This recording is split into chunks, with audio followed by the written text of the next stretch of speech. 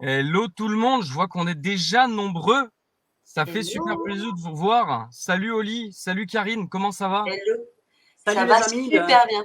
je suis très content que vous soyez là. Bienvenue sur Le Monde des coiffeurs. Merci aux membres qui nous suivent. Soyez très nombreux, restez jusqu'à la fin. Posez des questions, n'hésitez pas. Et alors juste à savoir de quelle ville vous nous regardez. Ça c'est très important. Raph, je te passe l'appareil.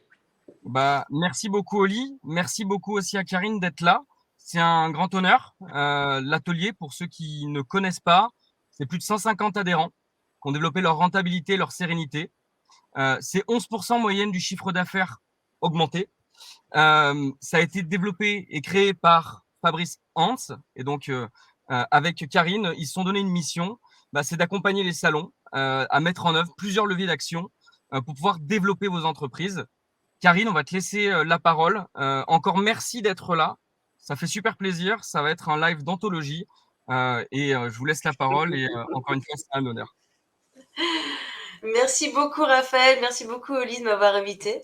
Et ben c'est parti, avec Avec grand grand plaisir. plaisir. Je suis ravie d'être là en tout cas, vraiment. Donc bonjour à tous. Alors je ne sais pas du tout si vous m'entendez, j'espère que vous m'entendez bien.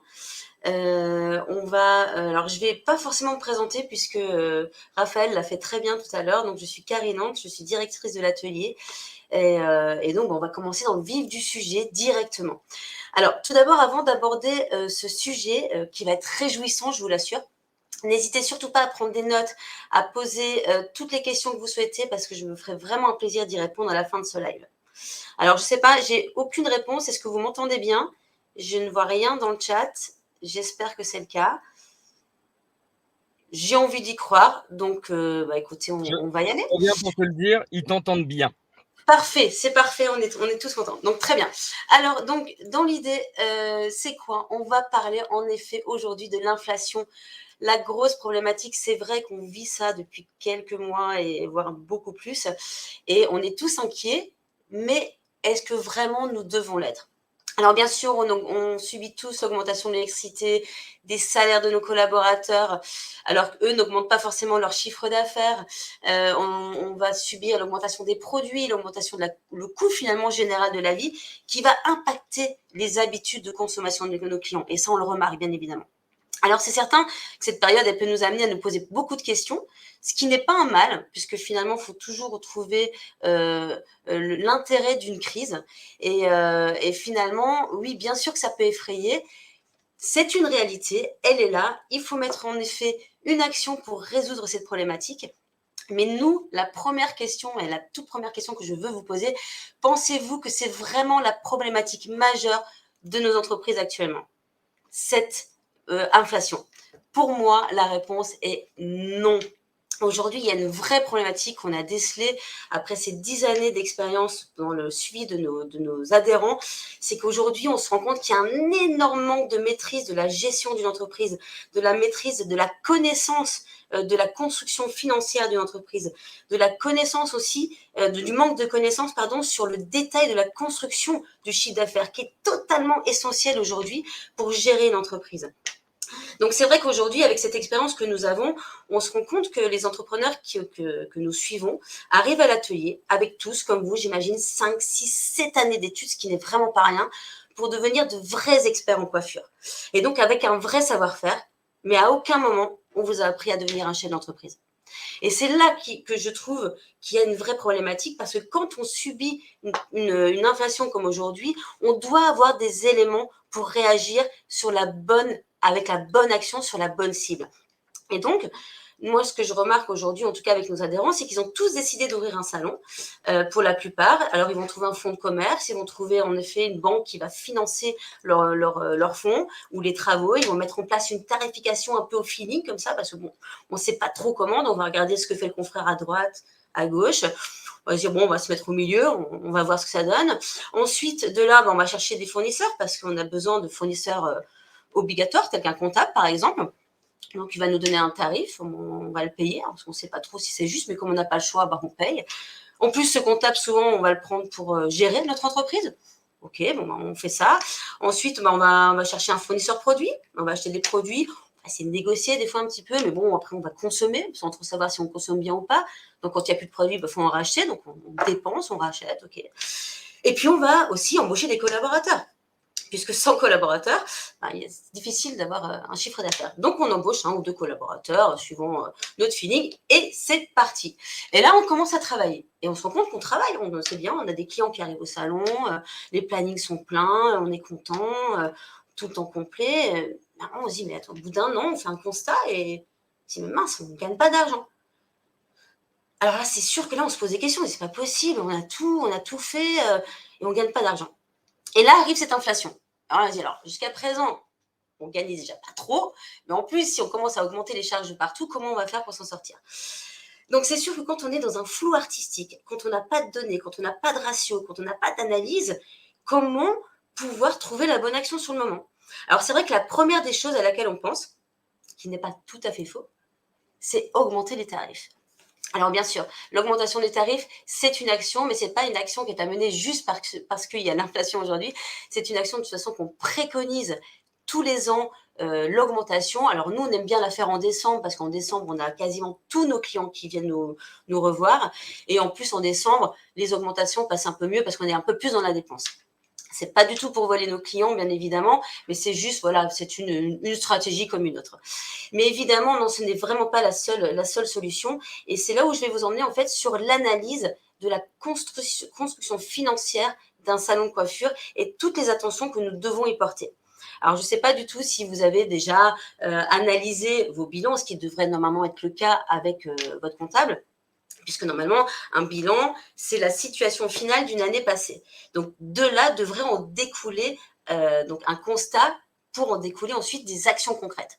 Malheureusement, ce n'est pas toujours le cas parce qu'il est souvent survolé et par manque de connaissances, on ne va pas approfondir finalement ce bilan. Donc, c'est là où je vais vous apporter, j'espère, un petit peu de connaissances sur ce sujet. Et là, en l'occurrence, pour un salon de coiffure, il y a vraiment 3 gros domaines de dépenses à analyser pour optimiser ces dépenses. Ces 3 gros domaines vont être les produits, je vais les détailler ensuite, les charges externes et les moyens humains. Et là, on a vraiment un impact direct lorsqu'on maîtrise ces dépenses. On va commencer par les produits. Les produits, en fait, j'aime ce titre qui est consommer juste plutôt que d'acheter peu ou pas cher. Pourquoi? Parce que souvent, en général en tout cas, on va se concentrer sur l'achat en se disant on va négocier vraiment un pourcentage avec notre fournisseur. Donc là, on va mettre de l'énergie à dire je ne veux pas 20%, mais je veux 25% de remise, c'est important, ou peu importe, on fait de la remise. On va vraiment se concentrer là-dessus. Et puis dès qu'on a eu les 5% complémentaires, on est super content, on se dit ah, c'est parti, allez, on est bien, on a bien acheté, donc on est bien. Or, pour moi, en tout cas pour nous, le premier intérêt dans les achats, alors vous verrez qu'on distingue les achats de produits techniques et les achats de produits de vente parce que les marges sont juste différentes. Là, je vais vous parler des achats de produits techniques, donc ce qui vont vous servir à réaliser vos prestations techniques, couleurs, mèches, etc. Et là, la question c'est quel est votre pourcentage de consommation dans le salon? Est-ce que quelqu'un s'est déjà posé cette question? Et surtout, comment vous suivez cette consommation? Parce que c'est vrai que gagner aujourd'hui 5% de remise alors que la bonne consommation devrait être de 7%, ça vous pouvez vous noter, c'est quand même quelque chose de très intéressant. Et si maintenant vous en consommez 14%, donc le double, mais sans le savoir, vous aurez beau avoir économisé 5% d'achat, vous ne rattraperez jamais cette perte. En gros, ça veut dire quoi? Vous faites 100 000 euros de chiffre d'affaires. Si vous consommez juste, comme on le préconise, à 7%, vous allez donc dépenser 7 000 euros de produits à l'année.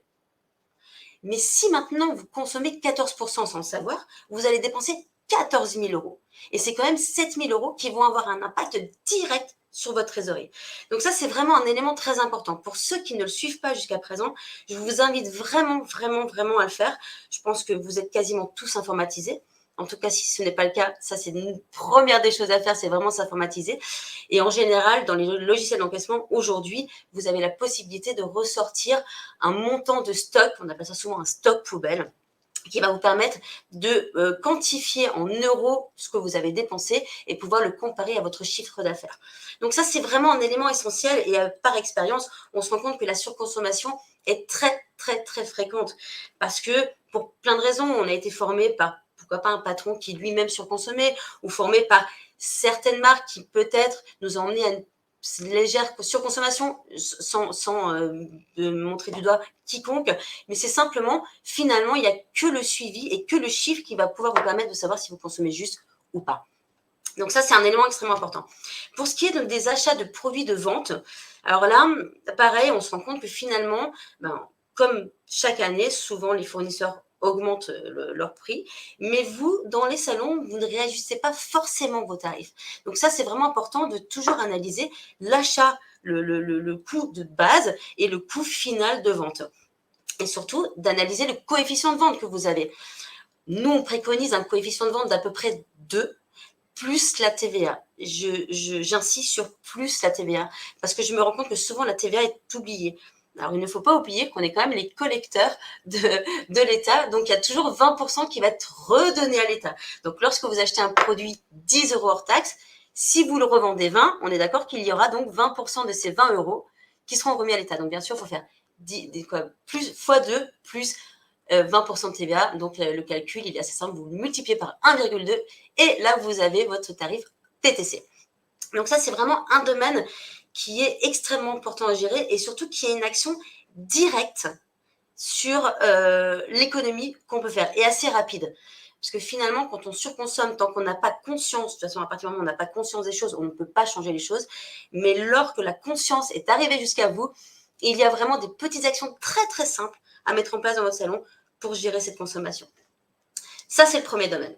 On va arriver sur le deuxième domaine qui sont les charges externes. Alors, les charges externes, c'est toutes les dépenses qui va être de l'électricité, qui va être du comptable, qui va être de la banque. Enfin bon, il y a vraiment toutes les dépenses que vous avez dans une entreprise. J'en ai juste relevé quelques-unes que je vais un petit peu détailler. Je vais expliquer pourquoi.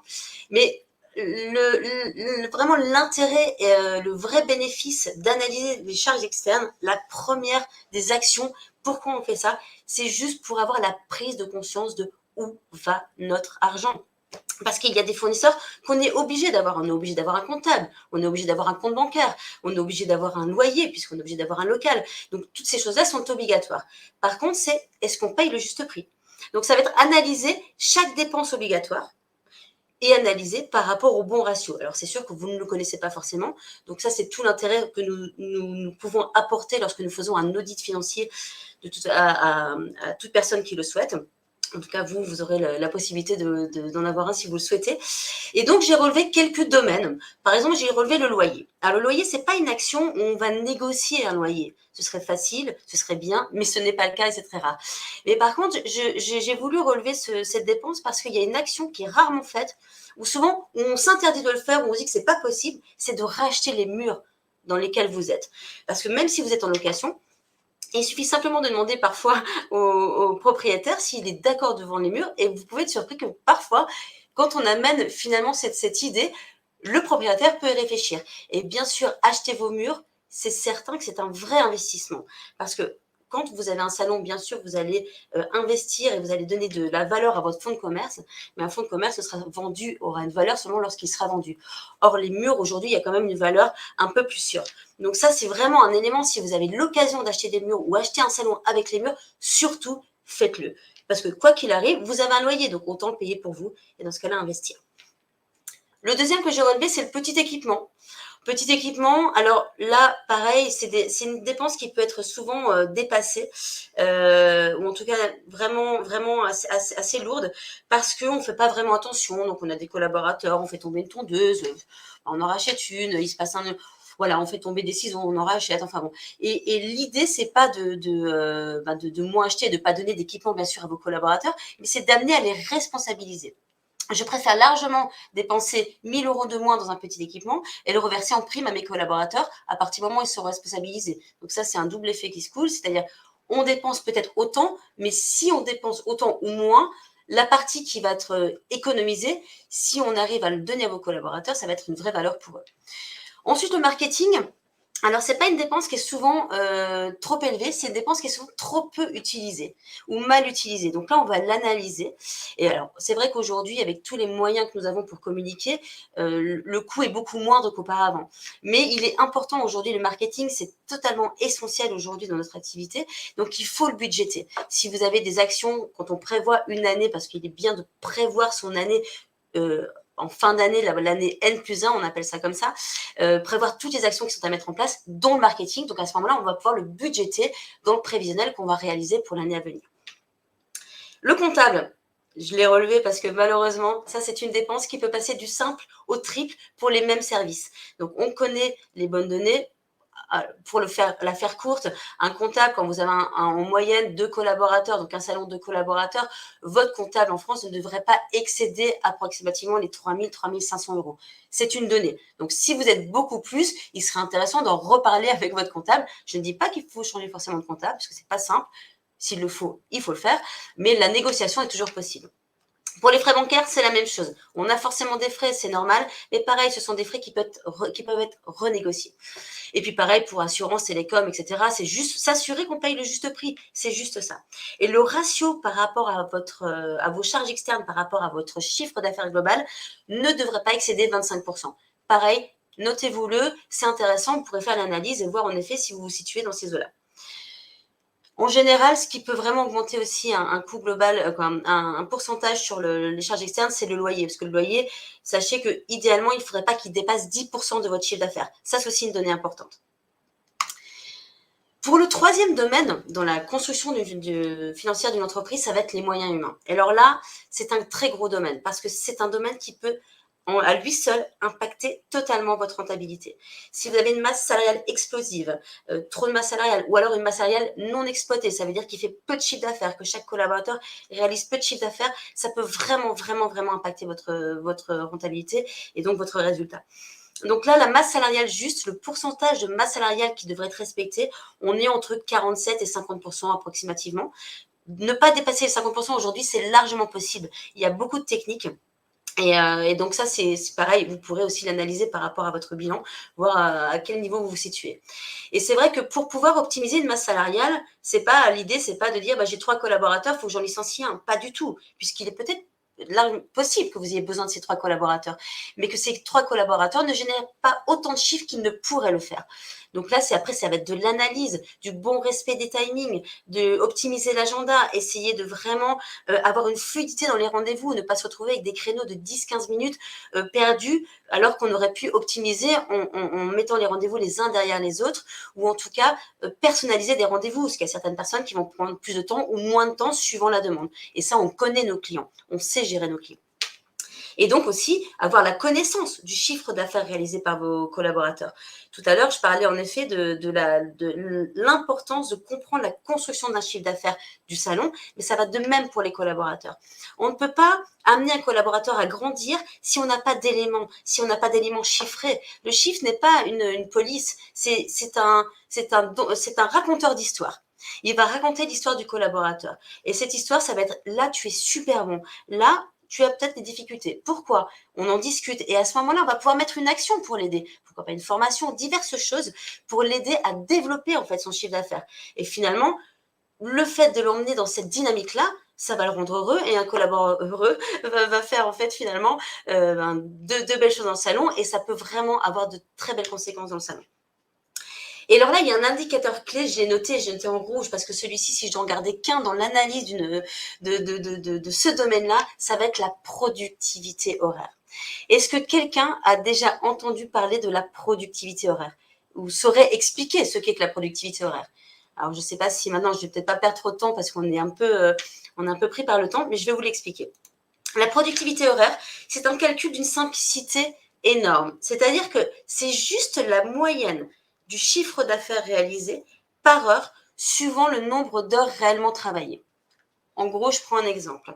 Vous avez un collaborateur qui travaille 35 heures, ce qui fait qu'il réalise, ça c'est une donnée comptable, 151h67 par mois, c'est une moyenne.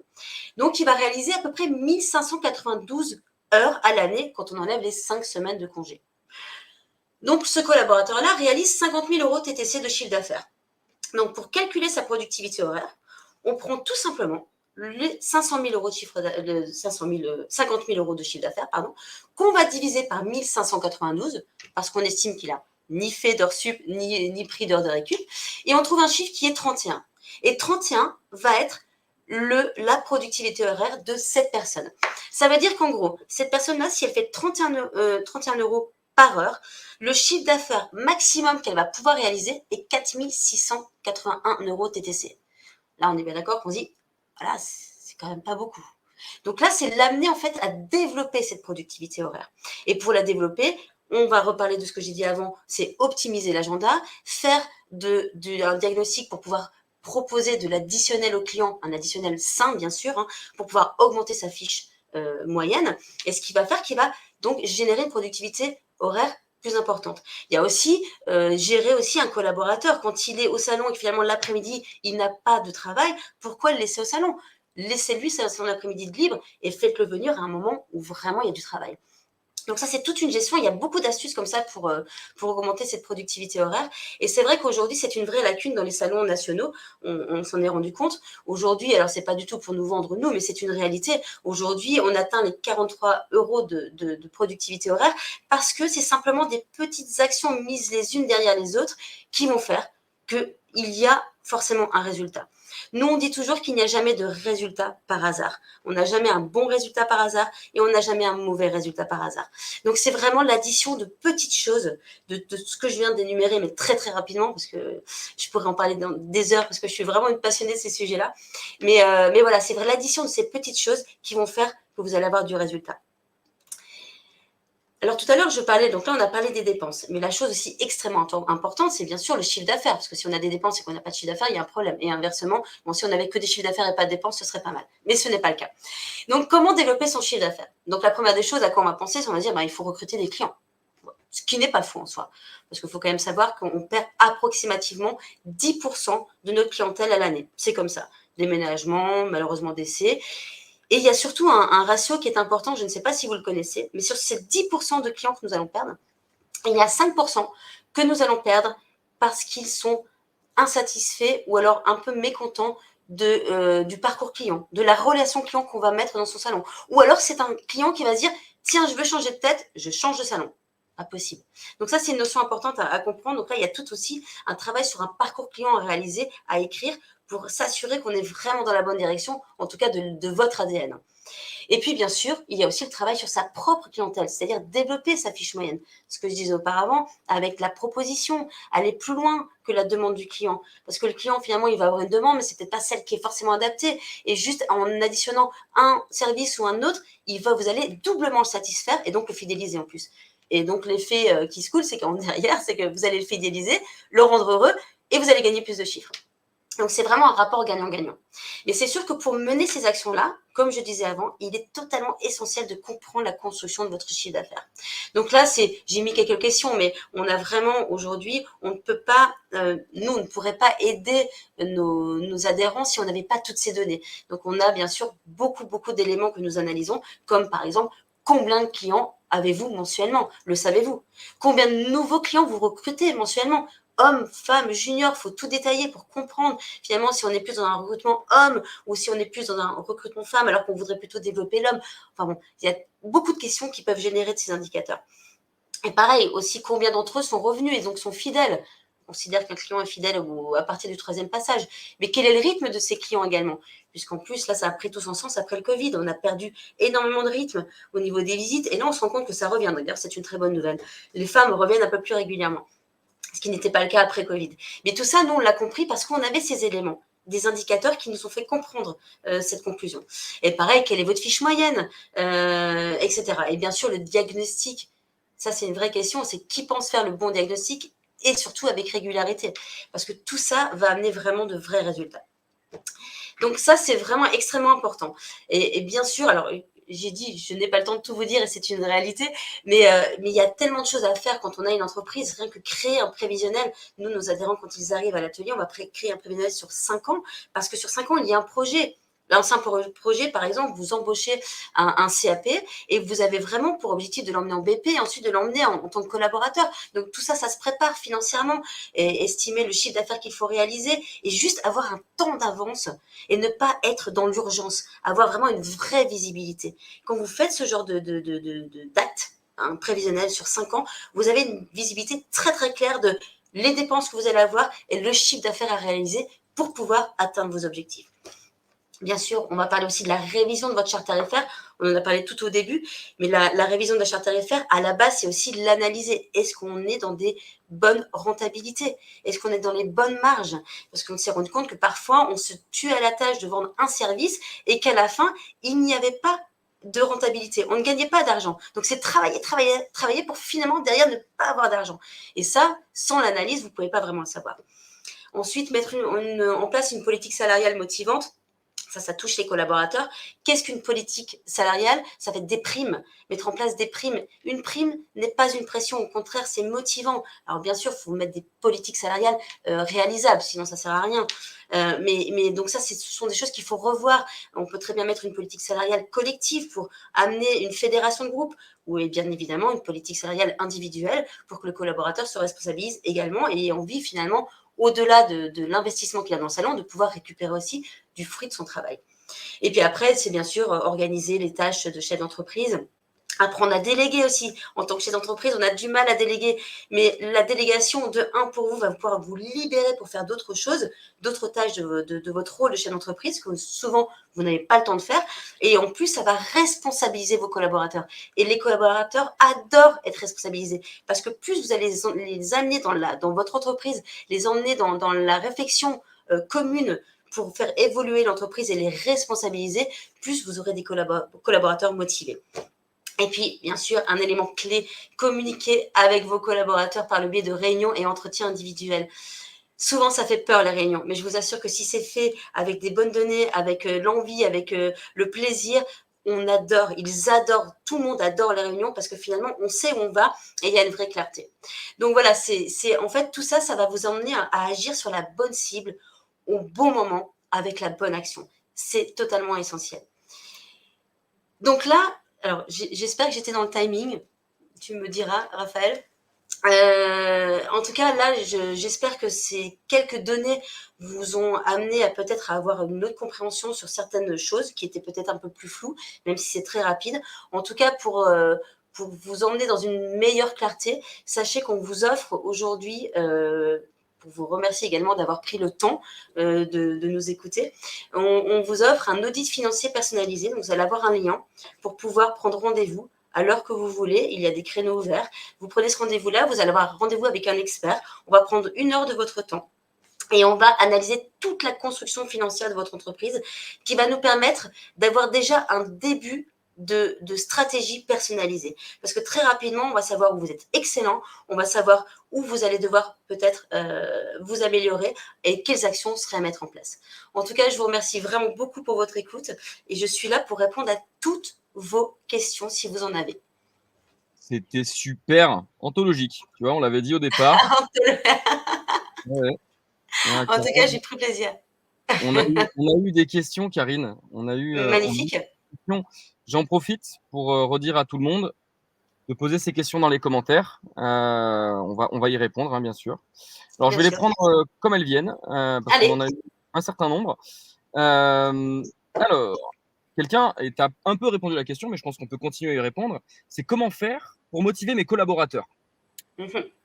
En effet. Alors, en effet, j'ai donné quelques pistes comme ça. Alors, la motivation d'un collaborateur, déjà, ce qu'on ne faisait pas auparavant, et ce qui est vraiment hyper important, c'est de leur donner une visibilité déjà, de savoir où est-ce qu'ils sont, de travailler avec eux aussi un chemin, de construire un chemin avec eux, de dire tu es là aujourd'hui, qu'est-ce que tu aimerais faire. Ensuite, bien sûr, la politique salariale est évidemment un moyen de motivation parce que le nerf de la guerre, c'est quand même l'argent. Donc, si on arrive à leur donner la possibilité de construire eux-mêmes leur salaire, c'est plutôt pas mal. Donc ça, il y a des astuces comme ça. Il y a encore beaucoup de choses, mais après, quand je disais juste auparavant, les réunions, le fait de fédérer une équipe, d'être vraiment dans une réflexion commune, vraiment, ça motive les collaborateurs. Ok, on a une autre question qui vient de Morgane, qui nous demande quel est le bon budget pour le petit équipement? Alors, le bon budget, alors celui-là, alors, on va parler de pourcentage à ce moment-là, parce qu'on va toujours être en lien avec un chiffre d'affaires. Parce que plus le chiffre d'affaires est élevé, en général, plus il y a de collaborateurs. C'est pour ça qu'on part sur un pourcentage. Et c'est environ 1%, à peine 1% du chiffre d'affaires. Donc, pour un salon qui va réaliser, pour donner un chiffre, je sais pas, 120 000 euros de chiffre d'affaires, on va considérer que, allez, 1 000 euros de petit matériel suffiront, pardon. OK. Donc 1% pour le petit équipement, en approximativement. moyenne. OK. On a une autre personne, j'ai pas son nom, qui nous dit: «As-tu des trucs et astuces pour maîtriser ma consommation au salon?» Oui, j'en ai, bien sûr. Alors déjà, l'astuce, la première des choses, c'est déjà de noter absolument tous vos grammages à chaque prestation technique. Donc vous avez un logiciel, vous avez une fiche technique, notez tous les grammages. Lorsque vous voyez en effet que à la fin, quand vous avez préparé avec le grammage noté, que finalement vous auriez pu consommer moins, à ce moment-là, rectifiez. Si vous mettiez 50 grammes et que vous pensez que vous avez besoin de 40 grammes, rectifiez en effet cette donnée-là. Ensuite, il y a aussi bien sûr des astuces. Alors là, c'est plus quelque chose. Bon, je vais pas rentrer dans le texte, ça va peut-être aller un peu loin, mais si déjà vous faites juste ça et qu'ensuite vous suivez votre stock poubelle. Stock poubelle, ça veut dire vous consommez un tube de couleur, vous le mettez dans un endroit bien particulier que vous déstockez au fur et à mesure de votre logiciel d'encaissement. Et en général, dans chaque logiciel d'encaissement, ça s'appelle le stock poubelle et ça va vous donner une somme. Et à ce moment-là, vous allez déjà savoir, avant de mettre cette action en place, enfin, si vous pouvez déjà la mettre en place tout de suite, mais avant d'analyser vos grammages, déjà faites ça pendant un mois, regardez le pourcentage là où vous vous trouvez, parce que parfois vous pouvez penser mal consommer alors que vous consommez super bien, et inversement. Merci beaucoup, ça me paraît super clair. On a Mathieu maintenant qui nous demande: «Comment savoir si notre productivité horaire est bonne?» Alors la productivité horaire, alors c'est vrai que j'ai pas tout à fait, je suis pas allée dans le détail, mais par exemple tout à l'heure, on avait une productivité horaire, je crois, elle était de 31 euros de l'heure. Et là on se dit, ben mince, par contre, admettons que votre coupe brushing est justement à 31 euros de l'heure. Là, 31 euros, mais pour une demi-heure, pardon. Là, on se dit qu'il y a quand même si on n'est que productif que 80, entre 70% et 80% du temps, on se dit qu'il y a quand même un petit problème. On se dit, mince, c'est que ma productivité horaire n'était pas si bonne. Ou alors, il y a peut-être aussi un problème de tarification. Parce qu'une productivité horaire, nous, par exemple, quand on calcule notre charte tarifaire, on va se baser sur une chose. On va se dire, OK, on aimerait, dans l'idée que notre service, s'il durait une heure, donc je vais prendre un exemple très simple, une coupe brushing qui coûte 30 euros, qui dure 30 minutes, si elle était sur une heure, elle serait à 60 euros. Jusque-là, c'est facile. Comme je l'ai dit auparavant, un collaborateur ne peut pas être productif à 100%. Donc, on va enlever, allez, 30%. Si on enlève 30% des 60 euros, on va trouver 42 euros. Donc, ça veut dire qu'avec cette prestation-là, si on respecte le bon timing de la demi-heure, j'ai pris une demi-heure, mais ça peut être tout à fait autre chose. Hein. Si on prend le bon timing, on pourrait avoir une productivité horaire de 42 euros de l'heure. Donc, c'est comme ça qu'on peut savoir si finalement notre productivité horaire est bonne ou pas. Mais c'est sûr qu'aujourd'hui, atteindre les 40 euros de productivité horaire, c'est largement réalisable. Donc, si vous en êtes loin, ce n'est pas grave. Ça veut dire qu'il y a plein d'actions à mettre en place, donc c'est super bien. C'est trop bien. Ça veut Mathieu, dire on qu'il y a espère beaucoup de qu'on choses a à faire. carrément. Mathieu, on espère qu'on a bien répondu à ta question. On a une autre question qui est marrante, je trouve, mais qui est intéressante aussi. Est-ce que tu dis ça fonctionne en Belgique? Ah ben, je pense que oui, parce qu'en fait, en Belgique, on travaille avec des humains également, je pense, non? Oli va me le confirmer. Non, non, bien sûr. Alors, il y a peut-être certaines règles qui changent, évidemment. Alors, je ne connais pas forcément certaines règles en Belgique, mais oui, bien sûr que ça s'applique de la même façon, parce que là, la grande majorité dont j'ai parlé, c'est quand même beaucoup d'humains. Et donc, c'est qu'on soit en Belgique, en France ou alors ailleurs, bien sûr, c'est tout à fait possible. OK, ça me paraît assez clair. C'est vrai qu'il peut y avoir peut-être des normes fiscales un peu différentes, mais j'imagine que c'est là que ça va se jouer essentiellement. Exactement, c'est plutôt dans ce Supplémentaire. sens-là. Après, en Belgique, je ne sais pas, Oli, si tu me confirmes, mais je crois qu'il y a beaucoup d'auto-entrepreneurs. Il y a moins de collaborateurs qu'en France. Alors, Oli a coupé son Ah, il a micro. coupé. Il pourra nous confirmer probablement après. On a une autre question qui est hyper intéressante, c'est en moyenne et en pourcent, quel est le montant de nos charges totales, tout confondu, par rapport à notre chiffre d'affaires sur l'année? Ah, intéressant. Alors, en fait, les charges totales, en fait, je ne saurais pas forcément répondre avec exactitude parce qu'en fait, je les détaille. Vous me posez une colle. J'adore avoir des colles. Si on part du principe que je ne saurais pas répondre exactement. OK. Je pense que ça vaut le coup d'investiguer un petit peu et ça doit aussi dépendre, j'imagine, du positionnement du salon, de quel type de fournisseur tu as choisi. J'imagine qu'il doit y Bah, avoir peut-être oui des et non, éléments. parce que finalement, les charges, je les ai détaillées tout à l'heure. La masse salariale, ça va être 50%. Les charges externes, ça va représenter 25%. Et les produits, 6% en technique. Donc après, on peut juste faire l'addition. Mais après, il n'y a pas que ça comme dépense dans une société. Ok, et donc à investiguer et au plaisir du coup peut-être d'avoir dans les commentaires si jamais tu as le temps de faire ce calcul, de nous donner la réponse. On a Avec une autre plaisir. question, ce qui je trouve aussi vraiment intéressante. En moyenne, quel est le montant d'une bonne trésorerie quand on commence? Ouais. Alors, la bonne trésorerie, en général, ce qui est important, c'est d'avoir au minimum 3 mois de chiffre d'affaires. Ça va être une trésorerie qui va être assez rassurante. Donc, alors là, c'est intéressant plus de le dire, quand on commence, souvent, on oublie, quand on fait un investissement, quand on achète un fonds de commerce ou quand on fait une création, on oublie totalement de se créer une trésorerie et d'emprunter pour la trésorerie. Donc, surtout, très important, lorsque vous ouvrez un salon, que vous rachetez un salon, pensez à emprunter votre trésorerie. Ça se fait quand vous avez un dossier bancaire qui est canon. Bien sûr que la banque vous prêtera la trésorerie. Et ça, c'est très important, très, très important. Merci beaucoup pour cette réponse. Alors j'espère que tu es prête, hein, parce que du coup on a beaucoup de questions. Encore une fois, Mais on a j'adore. Romain qui nous demande comment savoir si je dois embaucher ou serrer les rendez-vous.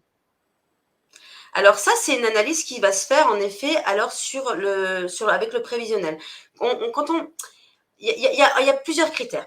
On sait qu'à peu près la masse salariale ne devrait pas excéder entre 47 et 50% de masse salariale. Maintenant, tout va dépendre aussi de la tarification appliquée dans le salon. Si maintenant on a une tarification, je ne sais pas, une coupe brushing à 30 euros, alors que dans un autre salon on a une coupe brushing à 70 euros, on va avoir moins besoin de collaborateurs dans ce salon qui fait 70 euros parce que le chiffre d'affaires va être beaucoup plus important. Mais ça va être surtout lié finalement à la possibilité, alors là je vais revenir également sur la productivité horaire. Si à un moment on a une productivité horaire qui est vraiment optimale, qu'on a une masse salariale optimale et qu'on se rend compte qu'on est obligé d'être dans le refus client, oui, là, il y a un réel besoin, en fait, d'embaucher quelqu'un. Ou alors dans la projection, de se dire maintenant je vais faire des travaux dans un salon et on va projeter on va avoir besoin de masse salariale parce qu'on sait qu'on va avoir un recrutement assez important de clients. Merci pour ta réponse. Là, on a Oli qui nous pose une question qui t'a déjà posée tout à l'heure et je vois qu'il y a d'autres personnes qui sont intéressées par ça. J'entends beaucoup parler de location de siège. Oui. Pour toi, quel est le meilleur système? Très compliqué la location de siège. Alors, c'est pas infaisable, bien au contraire, mais la location de siège, la seule problématique, c'est qu'on est extrêmement réglementé en France. Ce qui veut dire que si vous louez un siège dans votre salon, malheureusement, vous n'avez pas le choix que d'imposer une autre. C'est-à-dire que la personne qui va venir travailler chez vous devra avoir son propre encaissement, son propre planning.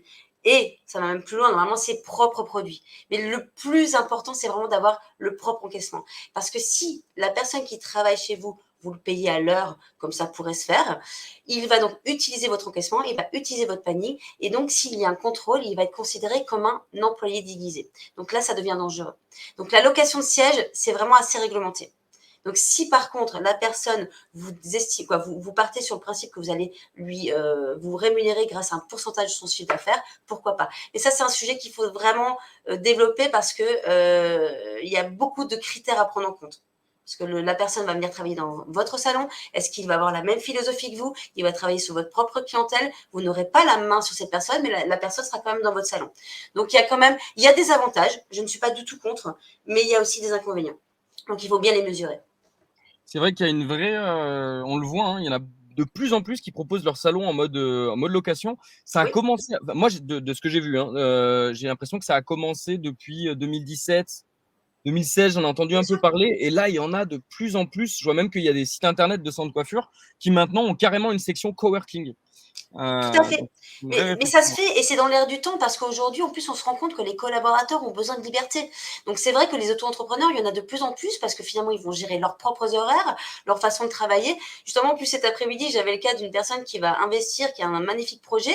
Et c'est ça, elle va investir dans un local et elle va faire de la location. Donc là, c'est vraiment du coworking pur. Donc, il n'y a pas un salon de coiffure qui va juste louer un emplacement. Mais bien sûr que ça se fait. Mais il faut bien gérer, il faut bien le border. Mais en effet, si si maintenant vous avez un salon qui est un peu grand et que vous n'avez pas envie de recruter encore des collaborateurs parce que vous ne voulez pas gérer une masse salariale trop importante, pourquoi pas en effet optimiser cet emplacement vide ou ces plusieurs emplacements vides avec des auto-entrepreneurs qui interviendront dans le salon. Mais là, il faut bien savoir que dans la vraie réglementation, je suis là pour vous dire la vraie réglementation, après chacun est libre de faire ce qu'il veut, mais c'est d'avoir un encaissement différent. Donc, il doit avoir son propre TPE. Donc, ça complique un peu les choses. C'est juste ça. Mais j'aime bien l'idée, j'aime beaucoup l'idée. Avoir une stratégie, de toute façon, quand on fait quelque chose, il faut le penser. Quoi qu'il arrive. On va aller sur un autre sujet maintenant, c'est le salon Nouvel Éclat qui prend la parole et D'accord. qui dit qu'elle aimerait bien augmenter ses collaborateurs et elle aimerait savoir comment faire. Alors, on est sur une question très vaste, j'imagine. Ah oui, c'est vaste. Ouais. Comment augmenter ses collaborateurs? Tout dépend du chiffre d'affaires. Est-ce que le salon a besoin? Alors, bien sûr, si on a envie d'augmenter son nombre de collaborateurs, il faut forcément augmenter son chiffre d'affaires. Donc là, on va se concentrer sur les deux éléments dont je vous ai parlé auparavant, c'est travailler sur le recrutement client et travailler sur sa propre clientèle. Mais en général, quand on recrute un nouveau collaborateur, c'est parce qu'on va recruter de nouveaux clients. Donc là, il va y avoir une vraie stratégie pour le recrutement client, ça c'est certain. Mais après, c'est pareil. Pourquoi augmenter ses collaborateurs? Quel est l'objectif? En fait, on va toujours travailler une stratégie par rapport à un objectif. Augmenter des collaborateurs, c'est une action, ce n'est pas un objectif, réellement pour moi. L'objectif, il est différent. C'est peut-être, par exemple, l'objectif, c'est que le chef d'entreprise veut moins travailler au salon, donc elle voudrait recruter un nouveau collaborateur afin de pouvoir se libérer du fauteuil. Ça, c'est un objectif. Voilà. Donc là, j'irais dans le détail de l'objectif si j'avais la personne en face de moi. Excellent. Alors, j'ai l'impression, au moment où j'allais dire, on a une dernière question, on a d'autres questions qui arrivent. Super, mais je suis là pour ça, je suis ravie. J'espère que tu as le temps. J'ai le temps, j'ai toute la nuit si vous voulez. Pour moi, après, je suis au retour je vais de Paris à Osgore, hein, donc à un moment donné, on Il va viendra falloir dans la s'arrêter. répondre. Mais non, mais je plaisante, cela dit, mais continuez à poser vos questions, même si vous regardez le live après, parce qu'on pourra toujours y répondre dans les commentaires. Ah oui, bien sûr, bien sûr. Une personne nous dit, et là aussi, tu y avais un peu répondu tout à l'heure, mais ça peut valoir le coup de le redire, comment fixer les bonnes tarifications techniques et ne pas perdre d'argent par rapport à celles-ci? Ah oui. Alors ça, c'est un vrai sujet et c'est un sujet qui est souvent mis de côté. Donc là, tout à l'heure, je disais oui, on va fixer les tarifs par rapport aux voisins. Non, non, pas du tout. En fait, là, il va falloir analyser toutes les charges de votre entreprise. Donc, déterminer le coût à la minute de l'entreprise, déterminer le temps passé sur la prestation, déterminer le coût des produits, si on parle de technique, il y a forcément des coûts de produits.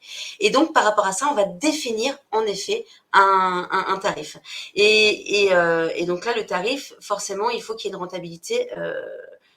Mais alors là, c'est un calcul un petit peu compliqué, donc je vais peut-être pas spécialement aller dans le détail, mais si la personne souhaitait qu'on aille plus loin, si elle veut faire un audit, je lui expliquerai et on ira un petit peu plus loin. Mais c'est vrai que la base, c'est sûr, c'est par rapport à la construction financière de l'entreprise, évidemment. Alors, je reviens sur cette idée d'audit gratuit, puisque ça fait déjà plusieurs personnes qui nous disent qu'ils aimeraient bien avoir un audit gratuit. Donc, rassurez-vous. Alors, non seulement vous avez le lien qui défile en bas, même si je peux comprendre que c'est un peu compliqué pour le copier-coller, je l'ai aussi mis dans les commentaires et bien sûr, je vais le remettre. Je pense qu'on fera aussi, bien sûr, repartir une mailing auprès de tout le monde pour que vous puissiez y accéder. Donc, merci d'avoir accepté d'offrir un audit aux membres du groupe, Avec Karine. grand plaisir. Avec grand plaisir. Alors, on va continuer avec une autre question. On a Romain qui nous demande qu'est-ce que c'est une bonne politique salariale? Une bonne politique salariale, de un, c'est qu'elle déjà, elle doit être réalisable. Ça, c'est la base de la base de la base. Et ensuite, à partir du moment où elle est réalisable, après, elle peut de toute façon toujours être revisitée. Donc là, il n'y a pas une bonne ou une mauvaise, mais si elle est réalisable, ça veut dire déjà qu'elle est bonne parce que le collaborateur va pouvoir déclencher des primes. Après, il faut aussi que les primes soient en cohérence, il faut que ce soit logique. Si maintenant le collaborateur atteint son objectif de prime et qu'il gagne 10 euros, je ne sais pas si forcément on peut dire qu'elle soit bonne. Il faut vraiment qu'il y ait un intérêt aussi pour le collaborateur. Mais je pense que là, vraiment, la réponse est atteignable, réalisable, smart en fait. Ah, ça, on y reviendra. Objectif SMART, j'imagine que tu nous parles de spécifique, etc. Exactement. On va pas trop en dire ici. Alors moi, on Maîtrisable. m'a parlé des objectifs SMARTER avec évaluables et réajustables derrière. Eh ben oui, tout à fait. Eh ben c'est exactement ça. C'est dans le mille. Je suis déjà heureux pour les personnes qui vont faire l'audit avec vous. Je le dis, on a eu de très bons retours sur vous. C'est comme ça qu'on est rentré en contact avec vous. Je t'en ai déjà parlé, mais je le redis ici. Donc c'est vraiment un honneur de t'avoir ici. J'avais commencé à entendre parler de toi il y a longtemps en fait. Ça doit faire quelque chose comme 3-4 ans avec des clients que tu as vers Lourdes. Ouais, tout à fait. Je vois de qui tu parles. quand je pense savoir. Alors, il y en a une autre question qui vient d'arriver et qui, pour le coup, est intéressante. C'est vrai qu'on n'a pas fait le point, en fait, sur ce que propose l'atelier concrètement. Et quelqu'un demande comment fonctionne votre coaching au quotidien? Ouais. Alors le coaching en lui-même, alors déjà, vous allez avoir un coach dédié. Alors on a plusieurs façons de coacher, mais je vais parler de ce coaching là individuel, parce qu'après on peut avoir des coachings de groupe également. On peut avoir aussi des coachings sur terrain, c'est-à-dire qu'un coach qui vient dans votre salon et qui va faire des cursus. Mais là, je vais parler du coaching qu'on a en business. Donc vous avez un coach dédié. Là, vous avez un contact très régulier. Alors, nous, on impose au moins toutes les 6 semaines parce que ça passe super vite. Mais par contre, vous n'avez pas de limite de contact. Vous avez également un outil que nous avons créé qui s'appelle le Cube. C'est un outil absolument majestueux avec toute... peut-être beaucoup le mot, mais je le pense vraiment. C'est un outil qui va être analytique, donc très simple. Tout ce que je vous ai dit auparavant, pour analyser ça, il faut un outil qui soit simple pour pouvoir juste rentrer des données et pouvoir avoir l'analyse et organisationnelle. Donc en fait, vous allez avoir un suivi vraiment de A à Z sur toutes vos demandes. En fait, on va se baser sur un objectif et par rapport à ça, on va mettre toutes les questions. Mais en fait, c'est tellement vaste normalement, on vous accompagne sur absolument tous les domaines, que ce soit sur l'organisation, vous en tant que chef d'entreprise, sur vos tâches administratives qui peuvent être chronophages et polluantes, sur la gestion de vos collaborateurs, sur la stratégie de développement, sur tellement de choses. Et donc là, grâce à ce coach-là, vous avez des échanges toujours réguliers. Et puis, on a également une chose qui est essentielle, c'est que tous les ans, là ça va être fin novembre, on demande à tous nos chefs d'entreprise de s'arrêter 3 jours. Je sais que ça fait peur pour plein de gens, ils disent 3 jours, pas de chiffre d'affaires, mon Dieu, comment je vais faire? Mais non, oui, s'arrêter 3 jours essentiels pour préparer l'année à venir. On appelle ça la préparation N+1, où on va travailler sur tous les domaines de tout ce qui va se passer sur l'année N+1. Donc, on va préparer évidemment le prévisionnel, les objectifs, les dépenses. On va réajuster ce que je vous ai dit auparavant. On va travailler sur, par exemple, des formations. Vous voulez mettre un nouveau service. Quelle formation, à quel moment? Les réunions. Voilà, organiser absolument tout. Donc, en gros, c'est un peu ça l'accompagnement. C'est un peu ça. Merci pour cette présentation, Karine. On va terminer avec une toute dernière question. Ouais. Et cette question, c'est comment faire? Parce que là, cette question, elle arrive souvent dans le groupe. Comment faire pour annoncer une augmentation? Et de combien peut-on augmenter en un seul coup sur des prestations? Alors, de 1, on n'annonce pas une augmentation. Non. Annoncer une augmentation, c'est vous donner le bâton pour vous faire battre. Donc, on n'annonce pas une augmentation. Et ensuite, une augmentation, alors ça, pareil, ça va dépendre. Il n'y a pas une règle précise en disant il faut augmenter de 2 € ou de 1 €, parce que ça peut arriver qu'on veuille augmenter de 5 € parce qu'il y a une raison, parce qu'il y a un vrai parcours derrière, un vrai parcours client qui a changé derrière, où il va avoir des choses à mettre en place. Mais alors c'est sûr, dans la généralité, j'ai augmenté de 10 €, ça fait toujours un peu peur, j'aime pas trop. Mais s'il y a une vraie stratégie, j'ai déjà fait avec des clients parce qu'il y avait une vraie stratégie derrière et ça marche. Et il y a une chose quand même réelle, à partir du moment où vous êtes en accord avec votre augmentation, le client sera en accord avec cette augmentation. Souvent, quand les clients sont en désaccord, c'est parce qu'on est gêné. On est gêné de dire oh, mince, on a augmenté, et donc le client va le ressentir, et là, ça va l'interpeller. Et je vais juste faire une parenthèse justement par rapport à ça, c'est qu'aujourd'hui, on a une grosse problématique sur la facturation. Vous, en tant que coiffeur, vous avez un savoir-faire énorme. Vous êtes les seuls à connaître ce métier-là. Personne d'autre vous égale, et pourtant on sous-facture parce qu'on ne se sent pas légitime, alors qu'il y a une vraie légitimité à avoir. Et aujourd'hui, il faut facturer. Et c'est vrai que là, avec cette crise-là, tout le monde augmente, mais de façon énorme. Et nous, en tant que coiffeurs, oh non, on va peut-être augmenter d'1 €. Non, à un moment là aussi, on peut aussi surfer sur la vague et augmenter les tarifs. Voilà, c'est même pareil. Il y a encore une stratégie derrière, on ne fait pas n'importe quoi, on y réfléchit toujours. Mais là, aujourd'hui, il y a quand même une vague sur laquelle il faudrait quand même un petit peu surfer. Karine, merci beaucoup pour toutes tes réponses. Ça a été un live vraiment hyper intéressant. On a appris beaucoup de choses. J'espère qu'on aura l'occasion d'en faire d'autres parce qu'il y a vraiment de l'enthousiasme. Avec plaisir. Est-ce que tu peux te donner le mot de la fin, du coup, avant de dire au revoir à tout le monde? Bah écoutez, moi j'ai pris beaucoup de plaisir. J'espère surtout que tout ce que je vous ai donné, en tout cas énuméré avec cœur, parce que c'est vraiment aujourd'hui à l'atelier, on a la chance d'être tous des passionnés. Et pourtant, à la base, on n'est pas passionnés de chiffres, on est passionnés des humains. Et comme on travaille avec vous en tant qu'humain, les chiffres vont juste nous raconter votre histoire. Et moi, c'est ça qui me passionne. Quand je fais un audit, j'ai toujours cette excitation de comprendre l'histoire de ce salon, l'ADN de la personne que j'ai en face de moi. Et donc, c'est très, très humain. Donc, au plaisir, en tout cas, de vous rencontrer. J'étais vraiment ravie de partager ce moment avec vous. Même si je ne vous vois pas. Franchement, On va laisser la parole à Oli pour me voit. partir. Merci à tous. Merci à tout le monde en tout cas. Merci pour ce moment très enrichissant intellectuellement et aussi humainement, parce qu'il y avait vraiment tout. Merci à tous ceux qui ont participé. J'invite évidemment un maximum de personnes à liker, à commenter, à donner du pouvoir et de l'algorithme à cette publication afin qu'elle soit vue d'un maximum de gens possible, tout simplement parce que il faut que tout le monde le sache. Voilà. C'est top. Merci beaucoup, Oli. Merci Raphaël. Et au plaisir. À très bientôt. Au revoir tout le monde et merci à tous. Au revoir.